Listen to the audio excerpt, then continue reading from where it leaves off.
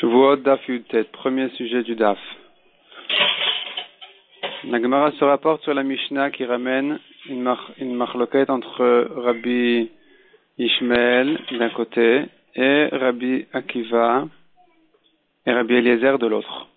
D'après Rabbi Akiva et Rabbi Eliezer, celui qui savait qu'il était tamé et qui n'a pas oublié qu'il était tamé, mais il a oublié que cet endroit-là c'est du Mikdash ou que cette viande-là c'est du Kodesh, eh bien il est patour de Korban, tandis que d'après Rabbi Ishmael, il est chayav de Korban.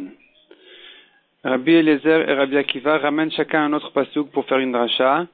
Pourquoi est-ce qu'il est patour? Dont on apprend pourquoi il est patour de Korban, si dans un cas où il n'a pas oublié sa touma. Rabbi Eliezer apprend une dracha où c'est écrit Asher etz venitma, Asher etz vene'elam. D'après Rabbi Akiva, c'est écrit vene'elam v'utame. Est-ce qu'il y a une machloket dans la halacha entre Rabbi Eliezer ou Rabbi Akiva? Il y a la Gemara ramène une machloket à savoir s'il y a une nafkamina entre eux. D'après Chizkiya, il y a une nafkamina entre eux, à savoir, dans un cas où il savait qu'il était tamé, mais il ne savait pas de quel touma il a touché. Que d'après Rabbi Eliezer, il doit savoir donc de quel touma il a touché. S'il ne sait pas, il est patour. D'après Rabbi Akiva, même s'il ne sait pas quel touma il a touché, il est chayav, dans un cas où il a oublié qu'il était tamé. Mais, d'après Rabbi Yochanan et Rav Sheshet, il n'y a pas de nafkamina entre Rabbi Eliezer et Rabbi Akiva. Les deux sont bien d'accord qu'à partir du moment où il a su qu'il était tamé, même sans savoir quel touma il a touché, s'il a oublié qu'il était tamé, et qu'il est rentré au Mikdash où il a mangé du Kodesh, et qu'après il s'est rappelé, il est chayav de Korban. Ça, c'est en ce qui concerne le Korban Chatat Olav Yored, que est chayav celui qui est rentré Betouma au Mikdash ou qui a mangé du Korban. Tandis que par rapport aux autres Chataot, comme par exemple quelqu'un qui est Mechalel Shabbat, il ne sait pas si il a fauté Shabbat ou Kippour, Rabbi Eliezer est d'accord qu'il n'a pas besoin de savoir de quelle faute exactement il s'agit, est-ce qu'il a fauté Shabbat ou Kippour, et de toute façon il est chayav d'amener un Chatat. Rabbi Yoshua pense que s'il ne sait pas s'il était Mechalel Shabbat ou Kippour, il est patour de Chatat jusqu'à qu'il sache. Deuxième sujet du Daf. Celui qui a oublié et sa touma et le Kodesh ou Mikdash. Donc, d'après Rabbi Eliezer et Rabbi Akiva, n'est chayav que celui qui a oublié qu'il était tamé. Mais s'il se souvient de sa touma et qu'il a oublié le Kodesh ou le Mikdash, il est patour de Korban. Maintenant, la question se pose dans un cas où il a oublié et la touma et le Kodesh. Quel est le din? La Gemara ramène trois avis. D'après Rav Nachman, il est chayav. D'après Rav Ashi, il faut le tester. Si on lui rappelle qu'il est tamé, est-ce qu'il sursaute, il se sauve du Mikdash? C'est la preuve que ce qu'il a oublié, le principal oubli, c'est la touma, et donc il est chayav. Tandis que quand on lui rappelle qu'il a mangé du Kodesh et il sursaute, donc c'est la preuve que le principal oubli, c'est le Kodesh et il est patour. Et troisième avis, c'est l'avis de Ravina qui dit, dans tous les cas, il est patour. Donc aussi bien si il s'est sauvé quand on lui a rappelé qu'il est tamé que quand on lui a rappelé que c'est du Mikdash, dans tous les cas, il est patour parce que n'est chayav que celui qui a oublié qu'il était tamé et qu'il était conscient, bien conscient que c'est du Kodesh ou Mikdash. Tandis que dans ce cas-là où il a oublié que c'est du Kodesh ou Mikdash, il est patour d'après Rabbi Eliezer et Rabbi Akiva. Troisième sujet du Daf. Deux chemins, un tamé et un taor. Et un homme est passé par les deux chemins, un après l'autre. Donc évidemment qu'il est devenu tamé. Ensuite, il est rentré au Beth Amikdash. Il est chayav de Korban. Rabbi Yehuda, au nom de Rabbi Shimon, dit qu'il est patour. La Gemara explique qu'il s'agit d'un cas où il a oublié qu'il est passé par le premier chemin. Il ne se rappelle que du deuxième chemin. Et donc, il lui manque dans la connaissance de la Touma, et puisque ça s'appelle une Yediat Miktsat, ici on trouve la Machloket, que d'après Tanakama, c'est considéré aussi comme une Yedia, et c'est suffisant pour dire qu'il était conscient au début qu'il était tamé, même si il lui manquait un peu de Yedia de savoir qu'il est passé par les deux sentiers. C'est quand même suffisant pour dire qu'il était conscient de sa Touma, et donc si après il a oublié, il est rentré au Mikdash où il a mangé du Kodesh, quand il s'en rappellera, il sera Chayav. D'après Rabbi Shimon, il est pas tout. Parce que Rabbi Shimon pense, Yediat Miktsat, Loshma Yedia. C'est insuffisant, il faut qu'il sache clairement qu'il était tamé avant de l'avoir oublié. Deuxième cas, c'est le cas où il est passé par le premier chemin, et il est rentré au Mikdash, donc c'est un Safek. On ne sait pas s'il était tamé ou pas. Après, il s'est purifié. Et par la suite, il est passé par le deuxième chemin et il est rentré au Mikdash.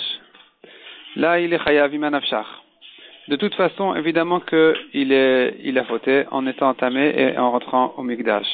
On ne sait pas quand est-ce qu'il était tamé. On ne sait pas quand est-ce qu'il a fauté. Est-ce que c'est la première fois ou la deuxième fois?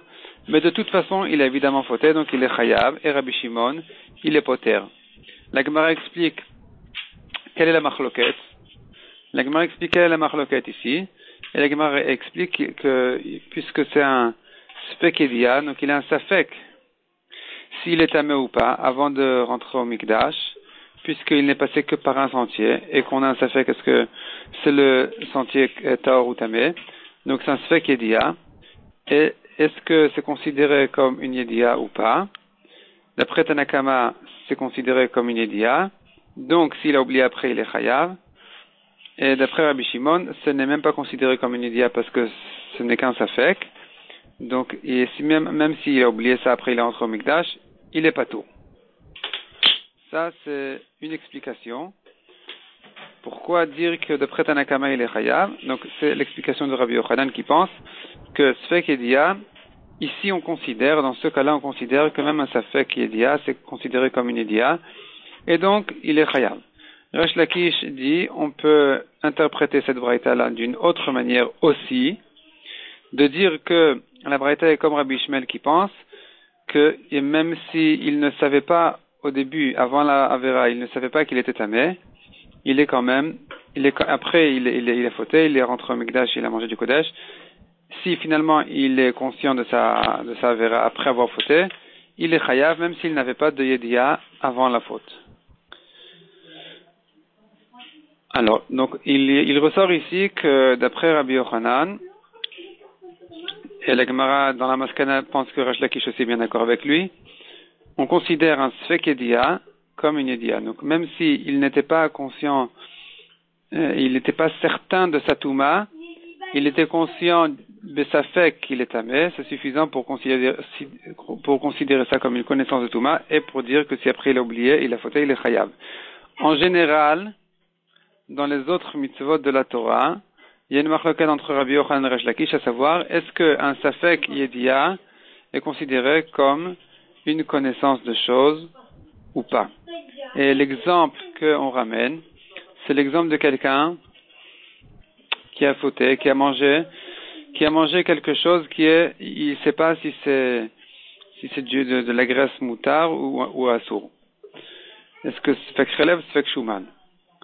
Maintenant, après on lui a dit que il a mangé cette graisse-là, donc maintenant il a une connaissance de sa fek. Il ne sait pas s'il a mangé du moutard ou du assour. Et puis après, il a remangé encore un morceau qui était aussi besafek.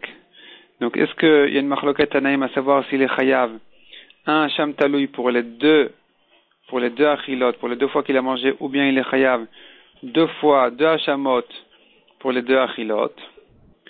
D'après Rabbi qu'il est chayav 2 hachamot, Rabbi pense que la connaissance qu'il avait de sa faute entre les 2 fois et Mechaleket, elle partage les averot pour être Mechayev 2 hachamot. De même que la connaissance de la Avera, elle partage les deux Averot à propos de Chataot, de la même manière à propos de Hashamot. Rabbi Yochanan explique ce que ça veut dire. D'après Rabbi Yochanan, c'est-à-dire que de la même manière